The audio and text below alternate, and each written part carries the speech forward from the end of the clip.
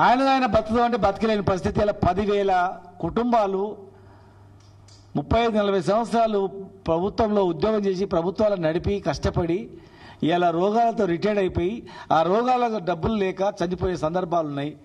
వెంటనే వీళ్ళకు retirement benefits అందరికీ విడుదల చేయాలి. ఏం ఆపుతారు? అన్ని ఆపండి. కాంట్రాక్టర్లు పెద్ద కాంట్రాక్టర్ బిల్లు ఆపండి.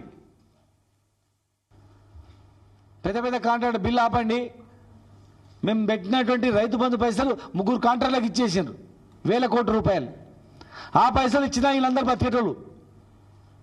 3-4 కాంట్రాక్టర్ల గురించి ఇలా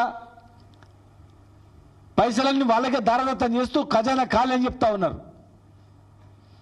రాష్ట్రం వచ్చిన తర్వాత, కాంగ్రెస్ ప్రభుత్వం వచ్చిన తర్వాత ఎవరెవరికి ఎన్ని బిల్లు ఇచ్చినా మీరు బయట పెట్టండి. ₹1,00,00,000 పైగా ఇచ్చినటువంటి బిల్లుల జాబితాను విడుదల చేయండి. ఎక్కడ పోతున్నాయి పైసలు? ఎవరికి ఇస్తున్నారు? ఏ కాంట్రాక్టర్కి ఇస్తున్నారు? ఆ కాంట్రాక్టర్ల బంధువులు ఎవరు? బినామీలు ఎవరు?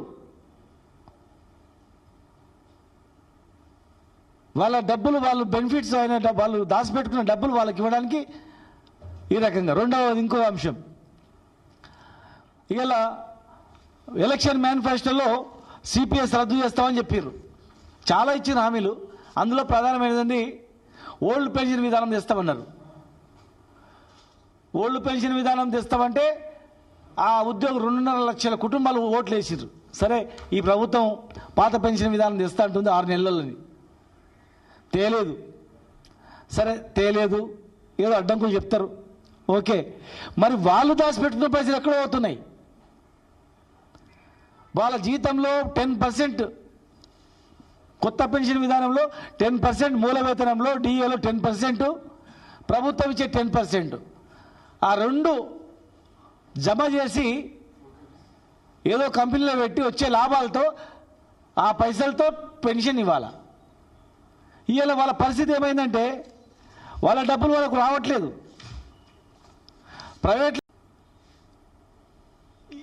ప్రావిడెంట్ ఫండ్ ఉంటుంది, ఈపీఎఫ్.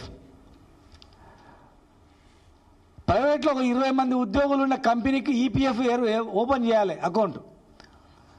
12% జీతంలోకి కట్ చేస్తారు, 12% కంపెనీ జమ చేసి వాళ్ళు డబ్బులు పెడతారు.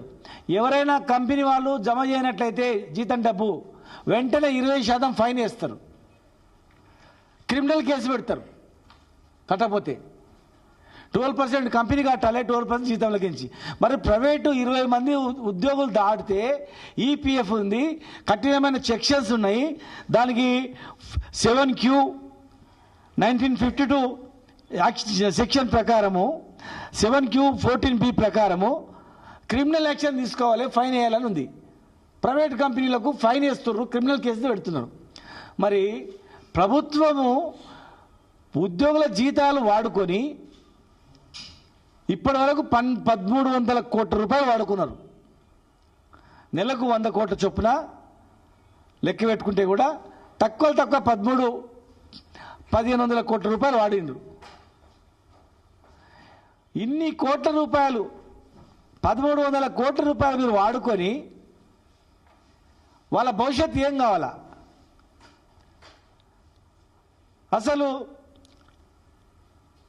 వాళ్ళ ఒక ఎంప్లాయీ ఇంకో దగ్గర ట్రాన్స్ఫర్ అయిందంటే ప్రాన్ అకౌంట్లు వేయాలా, ఇంకో ట్రాన్స్ఫర్ అయిందంటే ట్రాన్స్ఫర్ అయిన దగ్గర మేము జమ చేద్దామంటే అంతకుముందు మీరు పనిచేసిన దగ్గర అకౌంటు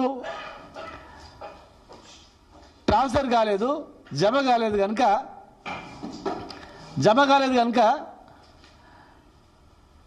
మీకు ఆ ప్రాన్ అకౌంట్లు వేయడానికి వీల్లేదని, జమ చేస్తామన్న దగ్గర జమ చేయడానికి అవకాశం లేదు.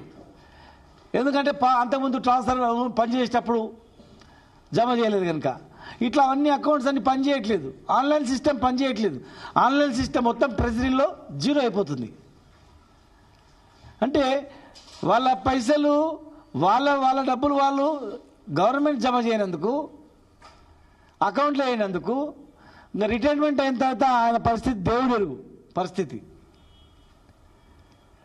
సిపిఎస్ రద్దు చేస్తామన్నారు, రద్దు చేయలేదు. వాళ్ళ పైసలు కనీసం జమ చేయాల్సిన పైసలు జమ చేయట్లేదు, గవర్నమెంట్ జమ చేయట్లేదు. వాళ్ళ జీతాలు కట్టిన పైసలు అకౌంట్లో వేయట్లేదు, ఈ పైసలు వాడుకుంటా ఉన్నారు. రేపు వాళ్ళ పరిస్థితి ఏం కాల? 2.5 లక్షల మంది ఉన్నారు ఈ రోజుకు. 2.5 లక్షల మంది ఉద్యోగులతో జీవితాలతో చిలగాటమాడుతున్నారు. రిటైర్మెంట్ అయిన ఉద్యోగులతో జీవితాలతో చిలగాటమాడుతున్నారు. రిటైర్మెంట్ అయిన బెనిఫిట్స్ ఇవ్వలేదు. ఇవాళ ఏం చెప్తున్నారు అంటే వాళ్ళకు గవర్నమెంట్కు ఫ్రీగా ఇస్తున్నట్లు, దానం చేస్తున్నట్లు, దత్తత చేస్తున్నట్లు ఇలా ఉద్యోగులను బదనాలు చేస్తూ ఉన్నారు. కనుక ఇవన్నిటికీ ప్రభుత్వమే బాధ్యత వహించాలి. ఏ ఒక్కరు చనిపోయినా కూడా ఇంకా ఊరుకునే ప్రసక్తి లేదు. ఇన్ని రోజులు ఊరుకున్నాం, చూసిన సమయం ఇచ్చినాం. ఎన్ని నోర్లు బంద్ చేస్తారు, ఎన్ని గొంతులు విసుస్తారు, ఎంతమందిని మాట్లాడకుండా చేస్తారు, ఎంతమందిని మభ్యపెట్టి నడిపిస్తారు. కనీసం మీ ప్రభుత్వంలో పనిచేసిన ఉద్యోగులు రిటైర్ అయినాక వాళ్ళ జీవితాలు మీరు ఆలోచన చెప్పితే ఎవరు ఆలోచన చేస్తారు? వాళ్ళ బతుకుల గురించి మీరు చూడకపోతే ఎవరు ఇస్తారు? వాళ్ళ పైసలు వాళ్ళకి ఇవ్వకుండా ఇదేంటి పద్ధతి? కనుక ఇదన్నీ ఖచ్చితంగా ప్రైవేట్కో న్యాయం, గవర్నమెంట్కో న్యాయం అంటే కుదరదు. గ్యారంటీగా ఓపీఎస్ తెస్తామన్నారు, ఇది తేవాలి, వాళ్ళ డబ్బులు వాళ్ళు జమ చేయాలి. గ్యారంటీగా రిటైర్మెంట్ అయిన ఉద్యోగులకు ఖచ్చితంగా వెంటనే ఇవ్వాలి. ఎక్కడ లేని విధంగా ఎప్పుడో డిఏ ఇస్తామని చెప్పారు. మరి వెంటనే అది కూడా కనీసం ఆ డిఏనైనా విడుదల చేయాలి. వెంటనే డిఏ విడుదల చేసి ఉద్యోగులకు భరోసానివ్వాలి. హామీలు ఇచ్చి నెరవేర్చేది అంశాలు వేరే అయినా వీళ్ళ పైసలు వీళ్ళకి ఇవ్వడానికే మీరు ఇంతకాలం చేస్తున్నంటే ఇక కొత్త హామీలు ఎక్కడైతే అని చెప్పి మేము ప్రశ్నిస్తూ ఉన్నాం. ఏ ఒక్క ఉద్యోగి చనిపోయినా మీదే బాధ్యత అని చెప్పి మీ ద్వారా తెలియజేస్తా ఉన్నాం.